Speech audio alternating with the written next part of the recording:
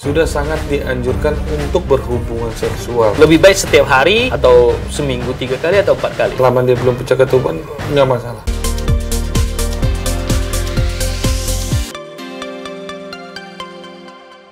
Halo Dokter Surya. Halo Pak Kris. Ya, kembali lagi kita pembahasan tentang opini kesehatan di masyarakat ya.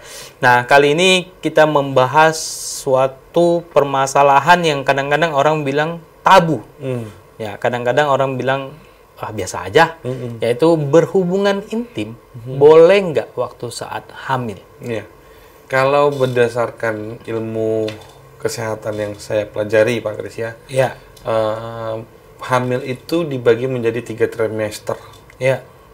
Trimester 1 itu dari 0 sampai 3 bulan. 4 sampai 6 bulan itu trimester 2. 6 sampai 9 itu sudah trimester 3. Bagi orang wanita yang sedang hamil di trimester 1, itu sangat diharamkan untuk melakukan hubungan sosial.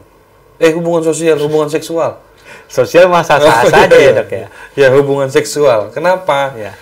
Karena disitulah proses sedang terjadinya pelekatan antara sperma sampai ke indung telur. Dan sedang terjadi fase perubahan dari sperma menjadi embrio. Trimester pertama. Di trimester pertama, 0 sampai 3 bulan. Oke. Dari 1 bulan sampai 3 bulan. Itu tidak boleh disentuh. Oke. Jangan main bola dulu kalau kata dokternya. Ya. Gitu ya. Takut di sliding. Nah, itulah slidingnya. Takutnya jatuh si embrio tadi. Belum kuat dia melekat. Oke. Ketika dilakukan penetrasi oleh suami ke vagina istri gitu ya, maka kan itu nanti akan terjadi munculnya cairan semen sebelum keluar sel sperma. Takutnya licin malah jatuh nih si embrionya. Kepleset. Atau karena dorongan dari penetrasi tadi. Tergoyang malah jadi jatuh. Gitu. Itu trimester 1. Tidak boleh, sama sekali nggak boleh. Trimester 2 boleh, tapi pelan-pelan lah. Itu yang biasanya powernya 100 kita kurangin deh jadi 60-70. Kenapa? Karena di situ sudah mulai muncul janin. Janin yang berusia 3 bulan sampai ke 6 bulan. Nah, sudah kuat belum? Sudah bisa dikatakan kuat. Iya. Gitu pelekatannya. Tetapi kan nanti cairan semen itu pun bisa mengganggu asupan makanan yang akan masuk melalui plasenta. Jadi kadar makanan yang dari plasenta itu akan bercampur dengan cairan semen, bisa nggak? Bisa. Nah, semester ketiga sangat dianjurkan, bahkan sudah di akhir-akhir nih, sudah masuk ke 35 minggu, 36 minggu ke atas gitu ya, sudah sangat dianjurkan untuk berhubungan seksual dan melakukan ejakulasinya di dalam. Bukan senggama terputus ya, tapi ejakulasinya di dalam. Kenapa? Diyakini dan dipercaya cairan dari sperma itu mengandung yang namanya prostaglandin. Itu akan bisa membuat licin dan mempermudah jalan lahir si janin ataupun si baby yang akan keluar tadi. Nah, jadi ketika kita lakukan penetrasi, kemudian ejakulasinya nyambung gitu ya di dalam gitu ya, itu akan memberikan jalan lahir yang baik untuk si janin. Nah, tetapi di masyarakat kan ada juga kepercayaan yang bawahnya kalau sudah 7 bulan ke atas tidak boleh lagi campur ataupun berhubungan intim. 7 bulan ke atas? Iya. Oh, sangat dianjurkan. Malahan kalau secara medis ini dianjurkan ya. Bahkan di usia 35 minggu sudah sangat dianjurkan. Dianjurkan apakah ada dengan gaya-gaya tertentu? Atau gimana, Dok? Kalau dengan gaya dan fantasi seksual jangan terlalu diikutin juga.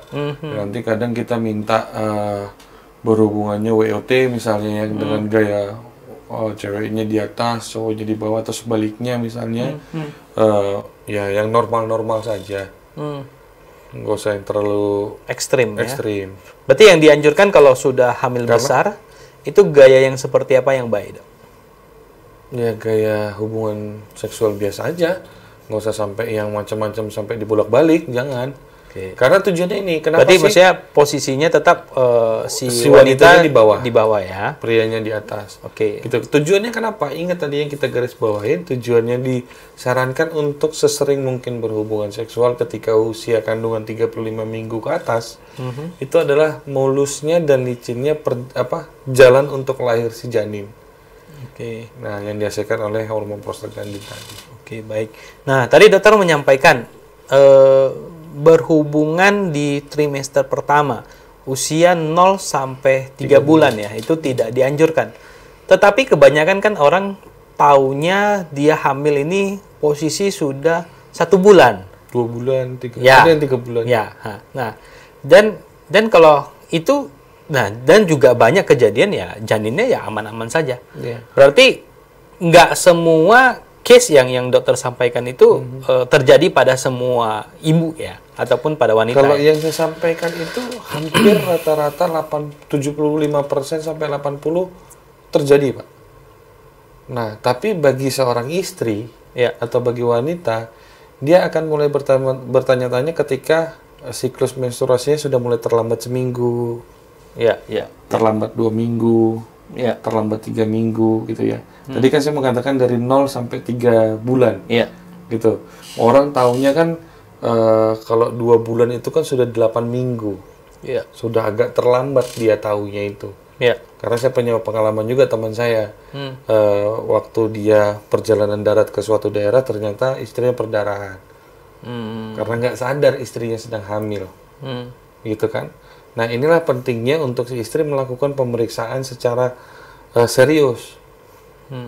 Berkala ya. Berkala. Jadi jangan kalau sudah terlambat 1-2 minggu, terlambat menstruasi atau terlambat haid, bolehlah diperiksa apakah memang ada kabar baik atau enggak. Nah, kalau enggak, jangan putus semangat. Kalau ternyata terlambatnya menambah lagi seminggu, periksa lagi. Jangan hanya pakai alat tes spek, lebih bagus tesnya langsung ke dokter untuk dilakukan USG. Biar nampak ya, ada si embrio atau tidak. Betul. Ya. Nah, kalau tidak ada gejala nih dok, dari usia 0 sampai 3 bulan, kita bilang 3 bulan pertama hamil deh. Nah, tidak ada pendarahan, tidak ada flek hitam atau gimana, flek darah kita bilang ya. Nah, itu memang tidak disarankan berhubungan suami istri, atau masih boleh tapi dengan kutipan tidak boleh terlalu ekstrim berhubungannya. Ini sudah lewat semester 1 atau belum? Belum. Kalau belum ya tetap jangan dulu. Karena selama kita belum katakan dia lewat, kalau secara teori ya, selama dia belum lewat dari semester 1, itu dia masih dianggap dia rapuh. Si embrionya belum murni berubah jadi janin. Gitu. Dan di masyarakat juga ya dipercaya ya. Ya maksudnya kalau janin belum 4 bulan ya kalau bisa jangan pergi jauh-jauh dulu. Betul. Nah, nanti kan bisa beresiko keguguran. Jangan terlalu jauh, jangan bekerja terlalu capek di rumah. Berarti ini sebenarnya dari sisi apa ya kita bilang? Turun temurun. Ini sebenarnya ada kaitan juga dari sisi kesehatannya, Dok ya. Karena memang dari sisi kesehatan janinnya belum kuat. Nah, kalau bisa jangan dulu beraktivitas yang berat-berat, jangan perjalanan. Ya, yang tadi dokter sampaikan ya, ada sampai temen yang pendarahan. Nah, karena kan kalau sudah pendarahan, ya kan kita takutnya janinnya kan terjadi gugur. Betul. Nah, jadi kalau amannya berarti berhubungan intim ataupun seksual kita bilang ya. Nah, ini boleh tetapi di 4 bulan sampai nanti pasca melahirkan ya dok ya. Nah, betul. Misalnya ditentukan dokter tanggal 10 lahiran, paling maksimal kita berhubungan itu tanggal berapa? 2 hari atau paling terakhir 2 hari sebelum pun nggak apa-apa. 2 hari sebelum lahiran itu masih oke. Iya, masih oke. Nggak masalah. Selama dia belum pecah ketuban nggak masalah. Dan itu bisa dilakukan lebih baik setiap hari atau seminggu 3 kali atau 4 kali? Kalau sudah gini, kalau semester 3 itu kan berarti dari 7 ke 9. Nah, kalau sudah masuk ke bulan ke 9-nya, Dok. 9-nya ya disarankan setiap hari. Setiap hari. Ya, kan normalnya 9 bulan 10 hari ya, paling lama ya. Nah, sudah masuk bulan ke 9 silakan aja setiap hari. Tapi dengan catatan jangan terlalu ekstrim juga lah. Ya, dan penetrasinya juga jangan terlalu kuat ya. Iya. Oke, ini karena memang fungsinya agar menambah kelicinan ya. Betul. Dan jalurnya si bayi nanti untuk keluar lebih ya. mudah. Nah, kalau misalnya dia mau sesar, itu berarti nggak ada pengaruh sama sekali. Nggak ada pengaruh sama sekali. Nggak ada pengaruh. Bahkan kalau sesar kan kita bisa nentuin tanggal. Ya, tanggal cantik ya tanggal katanya. Cantik ya. katanya. Jadi nggak ada kaitannya antara penetrasi saat hamil, nggak ada hubungannya. Oke. Berarti kesimpulannya trimester pertama kalau bisa diusahakan jangan berhubungan intim dulu. Di trimester kedua, ketiga bebas, tapi dengan catatan jangan terlalu ekstrim ataupun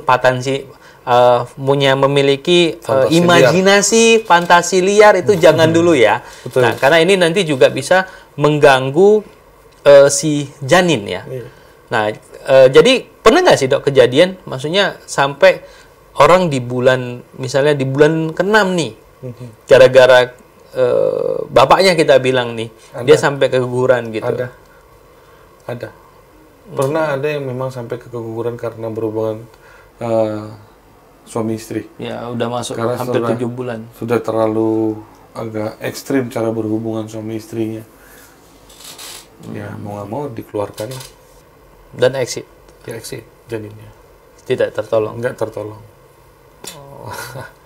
Nah, ini mungkin yang perlu dipahamin lah ya. Dipahamin, digarisbawahin, aman berhubungan intim ataupun berhubungan suami istri, tetapi dengan pola yang baik dan yang benar ya dok ya. Nah, dengan tadi penetrasinya jangan terlalu kuat. Yang kedua dengan posisi ya seperti biasa ya, perempuan di bawah ya gitu ya. Jangan gaya yang aneh-aneh ya. Apalagi sampai pakai teori Kama Sutra segala macam. Ini jangan sampai nanti memicu malahan yang tadi sampai dokter ceritakan ya. Ada pasien yang sudah mau 7 bulan, bentar lagi sudah lahiran, malahan harus meninggal si janinnya di dalam. Karena posisi janin itu kan terlindung ya Pak ya. Iya. Terlindung oleh ketuban. Kalau kita gayanya macam-macam, takutnya juga ketubannya ini bisa pecah. Akhirnya si janinnya malah jadi keracunan karena minum semua cairan ketubannya. Oke, gitu. Thank you dok atas informasinya dan mungkin semoga ini bisa menjadi suatu menambah wawasan di masyarakat dan lebih safety lagi. Oke, thank you dok. Thank you Pak.